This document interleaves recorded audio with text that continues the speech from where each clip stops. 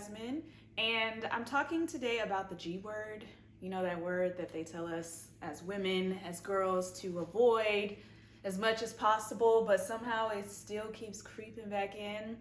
I'm talking about gossip today, and this was really provoked by me reading my word, honestly. This was not even on my topic list, but last week I was reading my Proverbs and it just hit me. And then today, again, the Holy Spirit was talking to me again. And so I'm just going to give it to y'all the way it was given to me, okay?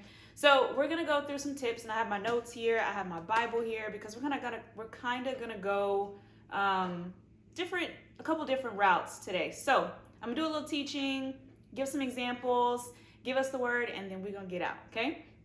So first I'm going to just blanket give a definition of what gossip is, okay? And so I wrote down that gossip is sharing information about someone else rather, without their permission, that is not uplifting or painting them in a positive light, okay? So when we talk about gossip, it doesn't necessarily, and we're going to get into this later, it doesn't necessarily mean that it's not true, okay? I'm gonna come back to that, just hold it, okay? But gossip is you talking about someone else. And so if it's not something that is picking somebody else up, is making them feel better, or is shedding a positive light on them, then it's probably not something we should be talking about, okay? And there are a couple of truths that I came to when it comes to gossip. One, it's sharing a secret. It's sharing someone else's information, someone else's business. Number two, it usually starts with some variation of the truth. And I bet you can probably pinpoint and think about somebody at school that had some gossip going around about them. And it probably started off as true, or somebody was starting off talking about something that was true, and then they added a little bit to it. It's like telephone, and then somebody else added a little bit more. And before you knew it, you don't even know what's true, what's not true. You can't even pick it apart anymore. Number three, another truth about gossip is it doesn't make the other person or the other party look good. And number four, it doesn't have to be a lie to be gossip. So those are four truths that I came to when really thinking about gossip. And I'm gonna be honest, I have fallen into gossip not just as a teen girl, but even as an adult without even realizing it, y'all. Okay, it's not like we try to, now I can't speak for everybody, but I don't try to deliberately go out and make someone else look bad and share somebody else's business and drag them through the dirt. But I could even be talking to someone that's my best friend, someone that I really trust, and depending on what I'm talking about, if it's not bringing them up, if I'm not sharing it to help that person out or something like that, then I'm gossiping, okay? And there have been times where I've had to check myself in the middle of me gossiping. And so I'm gonna give you a couple of alternatives if you find yourself in that, or should I say when you find yourself in that, because sis, let's be real, girl, okay? You was probably gossiping earlier today, or you finna gossip tomorrow. But it's okay, I'm not judging you, because I just told you I do the same thing sometimes, but I have learned some tools to help me, I guess you could say, redirect and to get out of that habit. And now gossip is not something that's a habit for me, and I'm very aware of it. So it helps me to not fall into that trap as much as I used to. So the first thing you can do, say your good girlfriend comes to you and she telling you somebody else's business, or you are telling your good girlfriend somebody else's business or something that you heard. One thing you can do is to put yourself in check. I remember once I was sharing something, I don't even remember what it was, but I just remember I had to say, you know what, let me stop, because I don't even know if that's true. I literally said that out loud to the person I was talking to, and I said, girl, let me stop, because I don't even know if that's true. I'm just gonna take all that back. I shouldn't be speaking on somebody else's business like that. And then we laughed about it and then turned the conversation around to something else. It's literally that simple. But you have to be able to check yourself, because that person may not check you, and before you know it, you just fell into the gossip train just like everybody else. Another alternative, if you find yourself in a situation where you are the person that is divulging information or you are receiving, you can diffuse that. So if somebody's telling you something that they heard or something that's going around about someone else, you can simply diffuse it by saying, something that paints a better picture of that person. Or you could say, you can empathize with the person that they're talking about. I remember in high school hearing about girls who had abortions, and at that time, I was not thinking about an abortion, okay? And so I didn't really know what comes with that when it comes to how that feels, what that process is like. I had no idea. But I saw that it was hurting that girl and it wasn't just one, several different times. It hurt that girl's image. Other people looked at her differently. I noticed that she didn't have her head up as high as she usually did in the lunchroom. And it's probably because she knew everybody was sharing her information. Was it true? I don't know, but it ain't my business to know what she did and what she didn't do. But I do know that she probably didn't want everybody to know about it either. And I remember just hearing those stories, and something that I could have done, and I'm gonna be real, that I didn't do, but something I could have done is said, you know what? I really hate that she had to go through that, and I'm sure that that's something that's going to impact her for the rest of her life. And she probably doesn't want us talking about it. Simple. Or, man, I don't know if that's true or not, but I really would like to give her a hug. And she's a really great person. She has helped me through such and such. Or I've seen her, she's a really great cheerleader, or whatever it may be. But something to turn that conversation around that makes them look good, that makes that person, if they were standing there, they would feel better about what was being said. They may never know that you said that, but do you want to be the girl that they knew was talking about them behind their back, or the girl who was standing up for them behind their back? I don't know. You pick your side. And the last thing that you can do as an alternative is you can just flat out call it out if you know. If you know something is being shared that's not true, girl, don't be sitting there just giggling about it. Don't sit there and pass it along. Don't even sit there and just receive it. But flat out say, actually, that's not true. I know because blah, blah, blah. Or y'all need to stop talking about stuff y'all don't even know about because da-da-da-da-da, whatever. But you can stop gossip with you, okay? And so I think sometimes we forget that. We think that we just have to receive it, and then whether we share with somebody else or not, we feel that we can just listen to it and we're innocent. And that's not true. And I think that's how gossip continues to go around. So you be the girl that stops it in its tracks. You be the girl that shuts it down. And the Bible talks about how if you are starting a quarrel or something, or if there's a fight going on, and I'm going to read it in a minute, it talks about how you just add fuel to the fire when you keep talking about it, when you keep gossiping about it. And so if you are the person that stops it, you literally cut it off and it doesn't get to keep living. So think about that the next time that you're sharing something or somebody is sharing something with you. So I'm going to take it to the word, y'all, so y'all don't think I'm just trying to come for y'all neck and I just made all this stuff up. Okay, even the Bible talks about gossip, which I thought was very interesting because the Bible talks about everything that we need. First of all, I told y'all gonna get these scriptures fooling with me. But I think that it's very interesting that it talks about it in several places. And in the book of Proverbs, think of Proverbs as like your book of gems, okay? It's like your pro tips, okay? So Proverbs was written by Solomon, and Solomon is known as the wisest man to ever live. So dude is not just smart, but he has a lot of wisdom. He knows a lot of things. And he wrote Proverbs basically giving us the game about different things. And he writes in several places in Proverbs about gossip. And we're going to read those now. So Proverbs 11 and 13. So that's chapter 11, verse 13. It says, a gossip betrays a confidence. Now I ain't even gotta break that down. Y'all already know. You know the girl that told your business and now you don't really fool with her like that, or the person that betrayed you because they shared some information that you didn't want them to share. We all know that we've all been there. We know how that feels. It also says, but a trustworthy person keeps a secret. Be a girl, be a friend, be the sis that keeps a secret. Be the friend that people can trust and they know that they can come to you when they have something on their heart.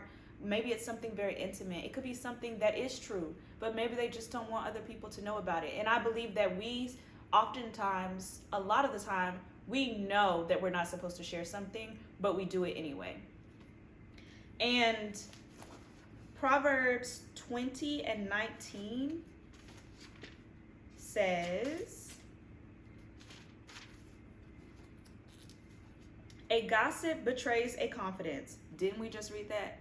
So he was basically saying, if y'all didn't get it the first time, I'm going to run it back and I'm going to say it again, because some of us be a little slow and we trying to act like we didn't hear it or we don't understand. He said it again. So basically, being a gossiper is not a trustworthy person. You're betraying someone's confidence. That also is setting a standard about who you are as a friend, who you are as a person, and you're ultimately showing that you can't be trusted. And who wants that friend? Yeah, not me. It also says, so avoid anyone who talks too much. Let that marinate, sis. Are you the one that talks too much? Sometimes it is nice to be the person that knows all the juice, right? It's really nice to be the person that knows everything, and without even realizing it, we can talk, especially as women, making conversation. We can just be talking, right? And we be sharing stuff that we have no business talking about, and you may not even realize it. So I challenge you to think about and reflect on some of the conversations that you've had recently with your friends, or I don't know, maybe a neighbor, maybe even, I don't know. I'm gonna stick to those because I think it's a little different when we start talking about parents and your guardians, and I'm gonna get to that in a minute. But I want you to reflect on some of the conversations that you've had at school recently, just this week, in the past week.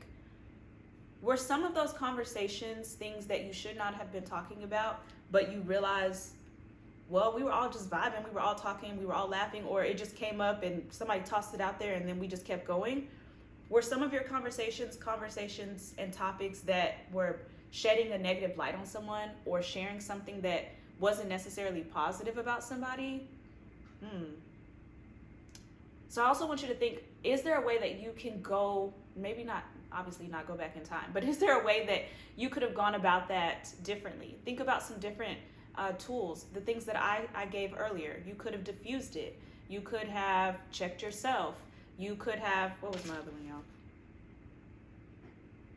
Flat out called it out, right? So those are different things you could have done, and you could think of something else. There might be something else that you feel that you could have done to do differently in that situation as well.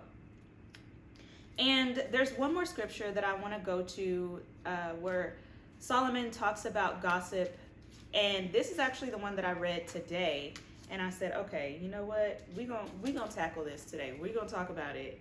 And it's Proverbs 26:20. And actually there are a couple of verses 20 through 22.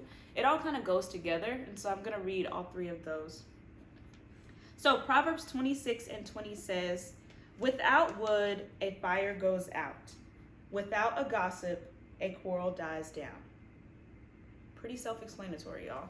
So when we keep talking about it, when we keep adding to it, it just makes the fire bigger. It just makes it keep going. It just adds to it, and it becomes something even bigger. That's how gossip and stories happen, because people keep talking about them.